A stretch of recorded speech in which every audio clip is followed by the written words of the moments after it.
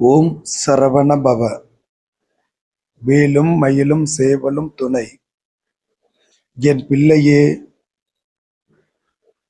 நீ எதைச் செய்தாலும் அதை குறுகிய கால ஆதாயத்திற்காக செய்யாமல் நீண்டகால சிந்தனையின் அடிப்படையில் செய்திடு. அப்போதுதான் நன்மைகளை மிகவும் பெரிதாக பெற முடியும். குறுகிய காலத்தில் அவசரப்பட்டு பெறும் எதுவும் நிலைப்பதில்லை. இதை நான் உனக்கு முன்பே உணர்த்தியுள்ளேன். மீண்டும் நினைவுபடுத்துகிறேன்.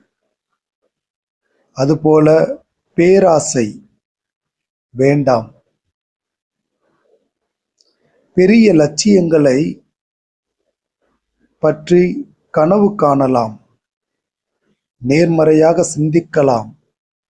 ஆனால் எதையும் விரைவாக பெறுவதற்கு உரிய குறுக்கு வழிகளை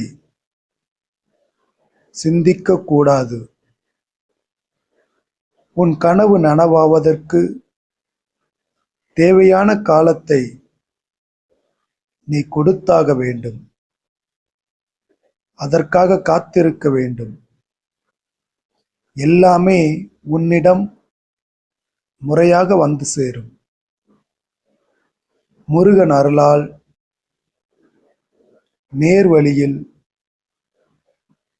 எனக்கு வரவேண்டிய நன்மைகளுக்காக பொறுமையோடு காத்திருந்து பெறுவேன் என்று பதிவிடு.